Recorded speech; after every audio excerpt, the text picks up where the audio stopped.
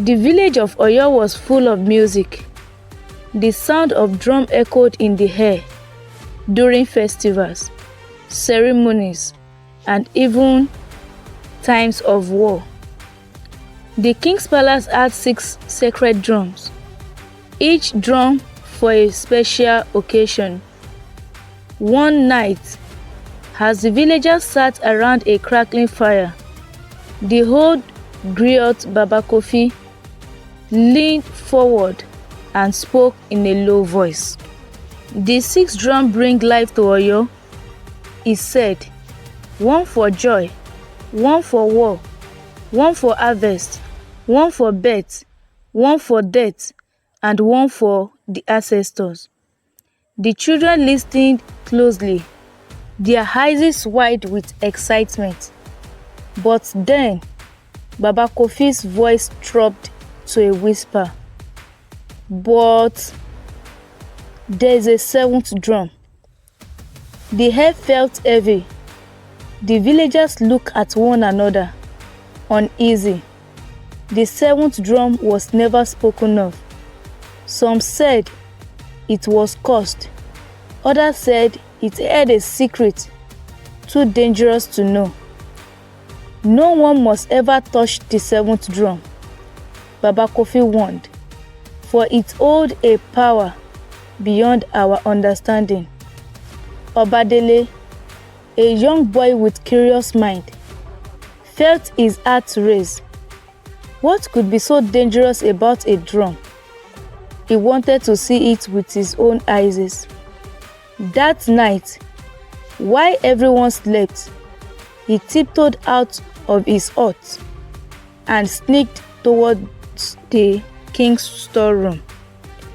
Inside, the moonlight shone on the great drums, and there, in the corner, covered in dust, stood the 7th drum. His hand trembled as he reached out. The moment he touched it, a cold wind blew through the room. The drum let out a deep hollow sound without being played.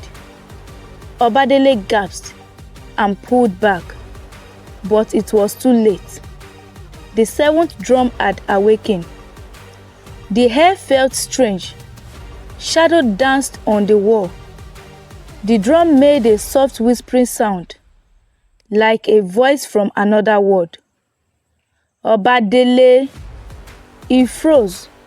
Someone had called his name, but the room was empty. Then the voice came again. "You have touched what was forbidden. Now you must listen." Obadele's feet felt stuck to the ground. He wanted to run, but something held him in place. The whispering voice seemed to come from inside his head. "Oyo is not what it seems. Your people have hidden the truth. If you wish to know, strike the drum." His fingers shook. He remembered Baba Kofi's warning, but the hunger to know was stronger than his fear. Slowly, he picked up the drumstick lying beside the drum.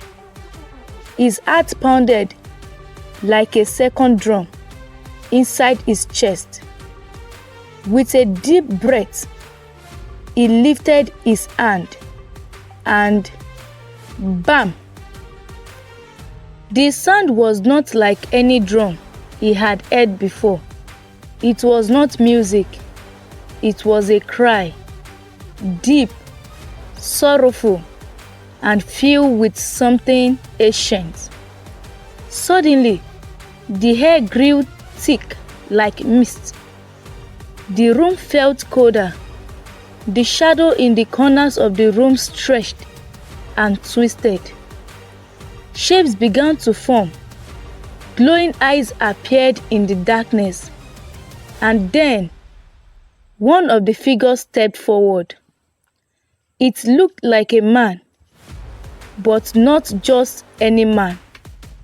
It looked like Obadele. Obadele's breath caught in his throat.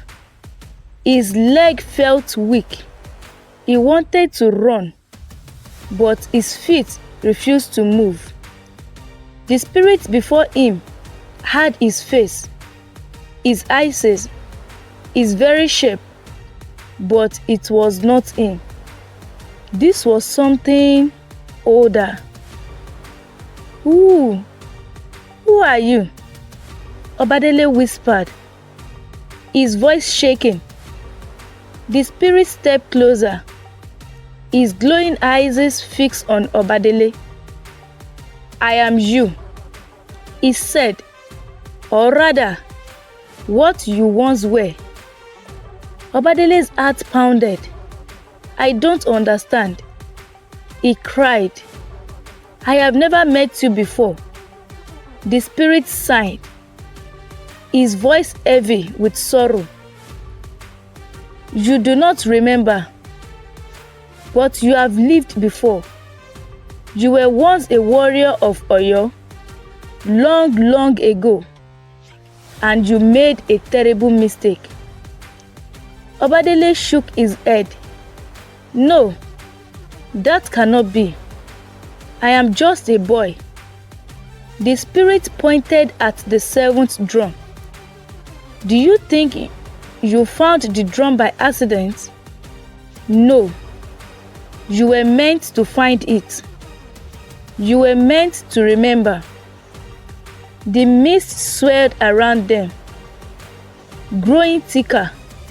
Suddenly, the walls of the storeroom disappeared. Obadele gasped. He was no longer in the palace. He stood on a battlefield. All around him, warriors fought with spears and shields. The sky was dark with smoke. The air smelled of fire. In the middle of the battlefield stood a man, his part self, clutching the seventh drum. Then Obadele saw it. The moment his part self struck the drum and doomed the village. Obadele watched in horror. His part self, the warrior, stood tall with the seventh drum at his feet. His face was fierce, determined. We will not lose this battle, the warriors shouted. The spirit will fight for us. With a mighty swing, he struck the drum. Boom! The sky cracked with thunder. The ground trembled beneath their feet. And then the spirit came. They rose from the earth like dark smoke. Their eyes glowed like fire. The enemy's warrior froze, their weapons shaking in their hands. Obadele felt a flicker of hope. Had the spirit come to fight for you? But then he saw their faces, twisted with anger, full of hunger. These were not protectors, they were destroyers. The spirit did not fight the enemy. They attacked everyone. The warriors of Oyo, the enemy warriors, the villagers. Obadele's part self screamed as he realized the truth. The drum had not summoned saviors. It had awakened a curse. Houses crumbled. Crops turned to ash. The people cried out, but no one could stop the spirits. You see now, the ghostly Obadele said beside him, you brought this upon Oyo. That is why the drum was hidden. Obadele clutched his chest. He's breathing fast. But I didn't know. I didn't mean to. Ignorance does not erase the past, the spirit said. And now, you have awakened it again. Obadele turned, his heart pounding. Then tell me, how do I stop it?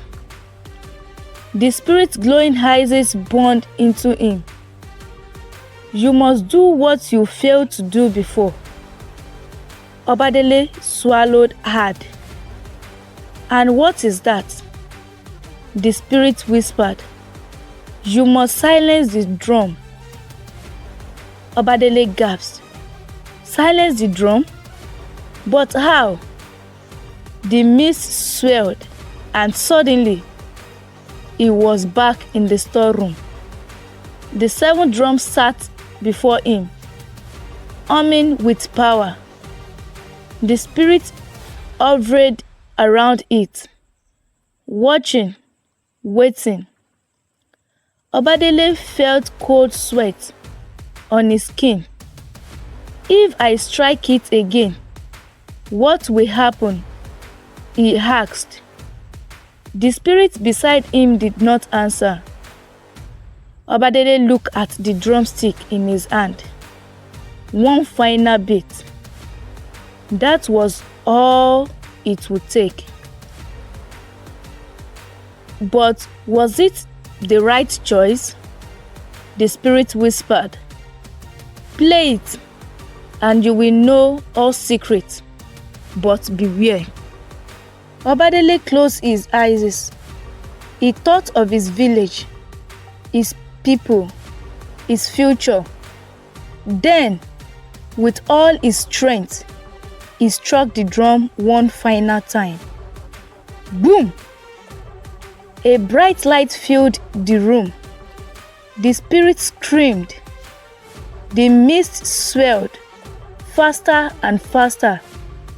Then, silence. When Obadele opened his eyes, the drum was gone.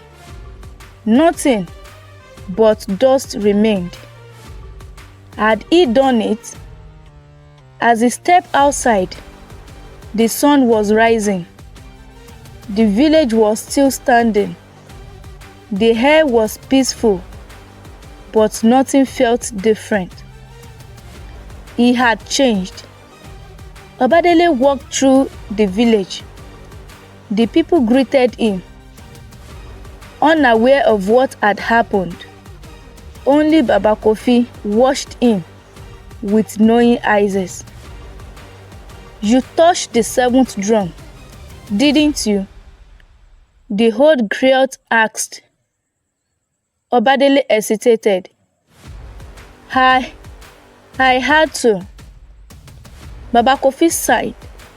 Then you have done what no one before you could do. You have silenced the spirit. Obadele swallowed. But they didn't leave right away. The old man nodded. They were watching you, Obadele, judging your heart. If you had struck the drum for power, the curse would have returned. But you did it to save the village. That is why they let you go. Obadele felt a chill. So, they chose to spare me. Yes, Baba Kofi said, but that does not mean the story is over. Obadele sat by the river, thinking. The spirit had said Oyo was hiding a truth. Had the village erased its part out of shame? Was the 7th drum truly evil? Or was it a warning that people had misunderstood? That night, Obadele asked Baba Kofi, why was the 7th drum hidden?